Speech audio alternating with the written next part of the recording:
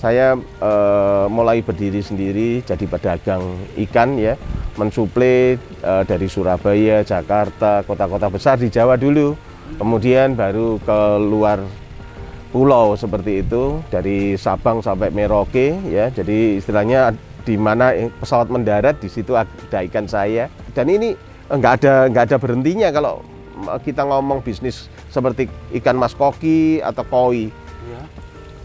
Kombinasi terhadap crossbreed ini kan selalu berkembang dan bertumbuh.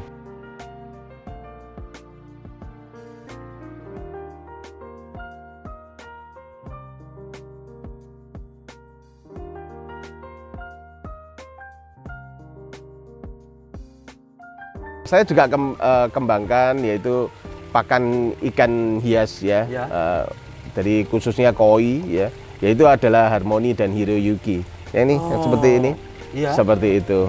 Jadi begini ceritanya ya. Saya amati ya dengan hadirnya semakin pesatnya penggunaan medsos sehingga muncullah mikrospot budidaya. Jadi banyak. Spot-spot budidaya sekarang ya, budidaya ikan sekarang ini ya. Kalau masalah genetika ya, hari ini orang lebih mudah mendapatkan, mau import mau dari daerah lain ya, untuk genetika terbaik ini hari ini lebih mudah. Beda dengan dulu, aksesnya tertutup, hari ini terbuka. Sehingga untuk faktor genetika ini untuk dapatkan ikan yang bagus ini sudah nggak jadi masalah lagi. Oke, ya. Terus kemudian untuk kapasitas dalam cara merawat ikan atau berbudidaya ikan begitu. Banyak sekali sumber yang bisa didapatkan ya, tutorial dan sebagainya itu lebih mudah. Tapi untuk hal pakan ini jadi problem. Karena pakan ini ya, dalam satu butir itu isinya puluhan macam bahan baku, sehingga untuk bikin yang sedikit nggak mungkin, bikin yang murah nggak mungkin, bikin yang komplit ya nutrisinya nggak mungkin, sehingga masih dilakukan di pabrikan ya. Karena saya dari dulu juga mulai dari awal menggeluti bidang pakan ya, kita berusaha untuk membantu para pembudidaya untuk bersaing bukan di sekup di ini yang Indonesia ya dalam negeri, tapi dia harus bisa bersaing dengan dunia lain. Ya seperti itu. Jadi bersaing dengan Jepang, kemudian dengan Thailand, kemudian dengan Filipina, Vietnam, mungkin daerah-daerah yang lain, Cina dan sebagainya. Nah, kita tekan, kita kasih pakan yang terbaik, kemudian harga yang begitu terjangkau, sehingga daya saing setelah ikan ini besar ya dipanen begitu, daya saingnya kita kuat seperti itu. Kita bisa nerobos pasar yang lebih luas lagi. Berarti produknya itu hanya pakan atau termasuk suplemen dan yang lainnya? Enggak, kalau pakan ya ini khusus Harmony dan Hiroyuki. Kalau yang Harmony ini lebih khusus ke support kita ke petani, seperti itu. Kalau Hiroyuki ke paskanya. Jadi kalau koi itu di awal kan dibudidayakan di sawah seperti itu. Kemudian begitu diangkat masuk di bak semen. Kemudian dipersolek lagi supaya lebih bagus lagi performanya ya. Seperti itu, sehingga punya nilai jual yang lebih tinggi lagi. Ada added value-nya seperti itu. Nah, itu digarap atau diberikan nutrisi yang Hiroyuki itu.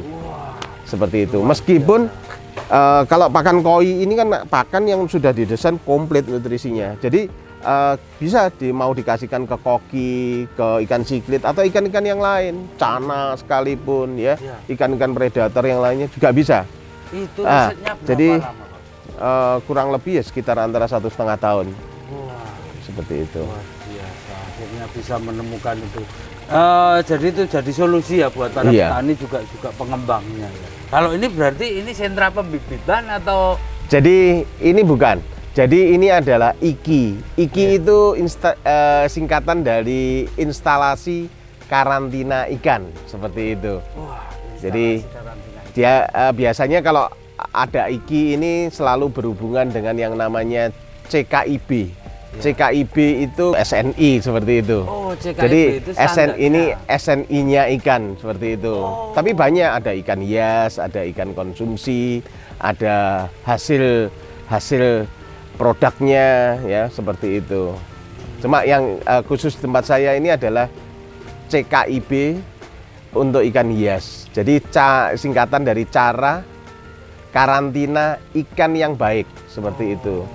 Jadi kalau IKI itu infrastrukturnya ya. Kita ada kolam yang outdoor tapi juga ada kolam yang indoor seperti itu. Ada ikan yang memang lebih bagus dipelihara di indoor, ada yang lebih bagus pelihara di outdoor. Makanya ada dua tempat seperti itu. IKI kemudian ditetapkan, kemudian untuk manajemen sistemnya itu di CKIB-nya itu. Kalau IKI itu kan infrastrukturnya, kalau CKIB-nya itu sistemnya seperti itu. Nah, alasannya Pak, kita langsung ngobrol saja bahwa alasannya kenapa harus dikarantina seperti ini? Jadi begini, pastinya kan yang namanya makhluk hidup kan dia pasti ada penyakitnya ya. Iya. Jadi pastilah otomatis itu ya. Jadi dia ada pembawa penyakit carrier seperti itu, sehingga harus dikarantina dulu, dibebaskan sehingga pada waktu dikirim ke daerah lain dia tidak membawa penyakit seperti itu. Mungkin kan ada penyakit ya, ada infeksi primer ya seperti kutu, kemudian Lirnea, kutu jarum, bisa white spot ya, bintik putih itu protozoa seperti itu. Kemudian ada infeksi sekunder jamur dan bakteri termasuk dengan virusnya. Nah itu kan air, kemudian ikannya itu kan jadi media pembawa. Nah itu harus dibebaskan dulu sebelum dilakukan pengiriman. Seperti itu. Jadi memang ada aturan yang baku dari pemerintah bahwa barang yang dijual itu harus tidak atau harus bebas terhadap hama penyakit HPIK. Hama penyakit ikan seperti itu harus dibebaskan. Ya, supaya tidak menyebar ya. Iya. Jadi daerah lain itu tidak tertular ya dari daerah yang punyai kasus-kasus infeksi ya, kasus-kasus penyakit itu di lockdown supaya apa? Tidak terjadi penyebaran, penularan ke tempat lain. Seperti itu. Jadi, nah, yang jadi menariknya kalau di ini mencakup wilayah mana saja berarti yang dikarantina yang? Jadi ini IKI kita itu menampung dari berbagai ikan dari luar negeri juga, kemudian luar pulau, kemudian di daerah kita sendiri Tulungagung, termasuk daerah lain yang berdekatan dengan kita, yang masuk dalam wilayah yang namanya Golden Triangle segitiga emas ikan hias Indonesia itu Blitar, Kediri, Tulungagung. Iya, biasa saya singkat TBK begitu. TBK. Namanya Tulungagung Blitar Kediri seperti itu. Kita juga punya perusahaan yang namanya Golden Triangle TBK. Seperti itu. TBK-nya tapi bukan terbuka. Tulungagung Blitar Kediri. Jadi saya memang fokus untuk mendistribusikan atau menyebarkan ikan-ikan yang berada pada wilayah Golden Triangle ini, segitiga emas ini, yaitu Tulungagung, Blitar, Kediri. Wah Pak, iya, ketika ngomong 3 wilayah ini memang ikan hias sangat. Iya, jadi punya ikon sendiri-sendiri. Kalau Tulungagung itu ya yang terkenal yaitu ikan mas koki, goldfish seperti itu. Dan ini hari ini saya berani nobatkan bahwa Indonesia ini adalah penghasil ikan mas koki yang terbaik di dunia. Kemudian juga terbesar kedua di dunia. Seperti itu, setelah Cina. Oh, setelah Cina. Dari segi kuantitas ya. Tapi kalau dari segi kualitas kita nomor 1 hari ini. Seperti itu. Kemudian ada Blitar ya. Adalah penghasil terbesar ya ikan mas koi ya, terbesar kedua juga di dunia setelah Jepang seperti itu. itu ikan koi di Blitar, ya, ikan koi seperti. di Blitar. Terus kemudian yang jadi ekon di Kediri yaitu adalah ikan cupang. Oh, iya. Nah, seperti itu, ikan cupang, ikan berta itu, Ikan ya, berta, ya. itu luar biasa ya Kediri. Iya, ini jadi 3 wilayah ini ya. Loh, kalau saya melihat berarti ini jadi salah satu center atau Iya, pusatnya untuk jadi penghasil ikan terbesar di Indonesia yaitu TBK itu. ya, dengan TBK Makanya ini, dinobatkan toh, di SK-kan juga bahwa ini adalah suatu daerah yang harus istilahnya dilestarikan, diperhatikan oleh pemerintah karena menyumbang istilahnya iya. hasil yang tinggi bagi daerah, pendapatan daerah seperti itu. Berarti dengan 3 wilayah ini, keberadaan Iya. ini berarti namanya apa Pak ini?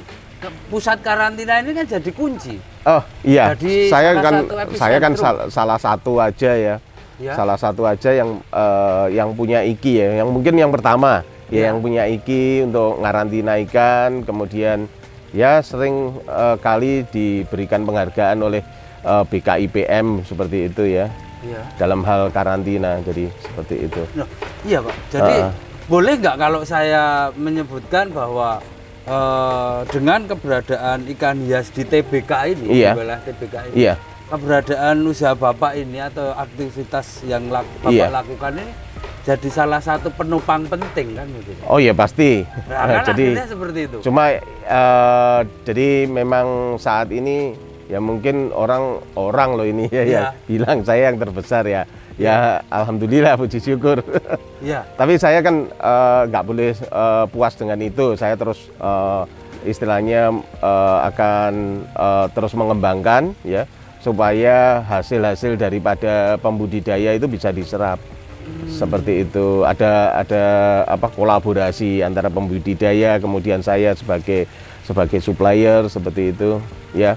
Saya juga melakukan juga transfer ilmu pengetahuan tentang ikan, transfer teknologi. Bentar lagi kita bangun ya salah satu laboratorium ya indoor begitu dengan alat-alat yang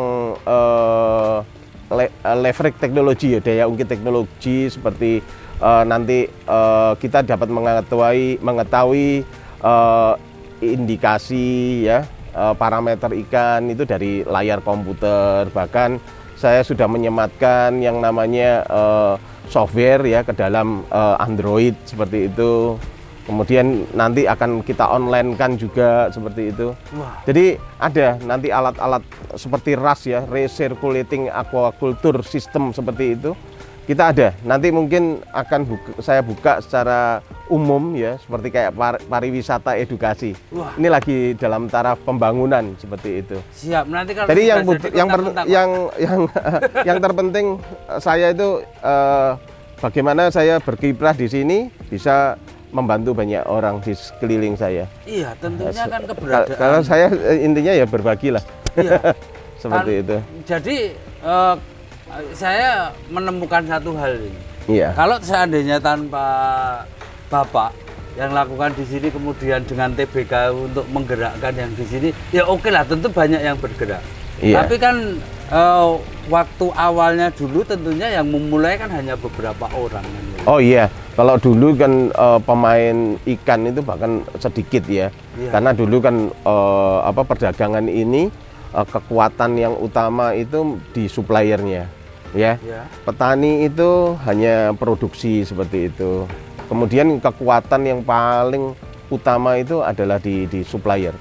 Dari agen-agen yang terima ikan ini, ya, Ya. seperti itu lebih kuat daripada petaninya dulu. Tapi kan sekarang kan era begitu keterbukaan, Ya. hadirnya internet ya, Ya. ada macam-macam platform di situ ya.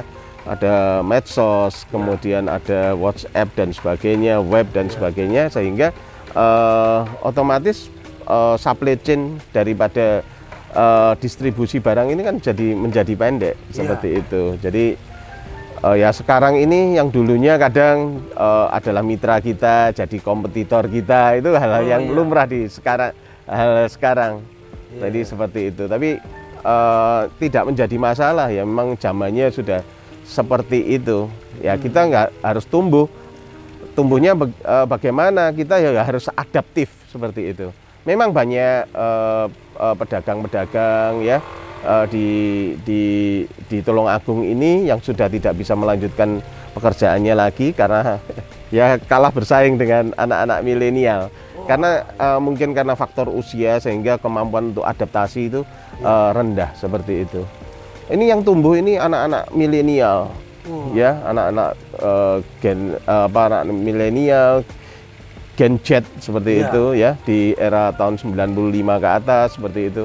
Itu dengan mudah bisa melakukan transaksi penjualan. Nah, itu adalah kolaborator saya. Saya mengkolaborasi itu semua. Sebentar lagi kita akan kolaborasi itu. Ya. Terima kasih Pak Yudes atas waktunya. Semoga tambah sukses untuk usahanya. Amin. Juga bisa memberikan manfaat yang lebih besar kepada petani ikan hias dan penghobi ikan hias. Iya, ya. Dan saya prinsip saya seperti itulah.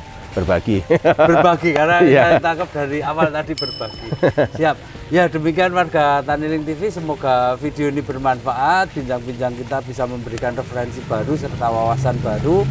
Untuk nomor kontak nanti kita sertakan di deskripsi. Kalau ada pertanyaan atau pengen main ke sini diskusi nanti bisa lanjut, tulis di kolom komentar juga bisa. Iya, saya selalu terbuka kok untuk hal-hal mau pengen tutorial cara budidaya dan langkahnya seperti apa, kita terbuka untuk tanya jawab ya. Siap. Jadi nanti bisa kontak langsung nanti. Ya. Oke. Terima kasih. Salam Taniling TV. Bisnis agri tak pernah mati.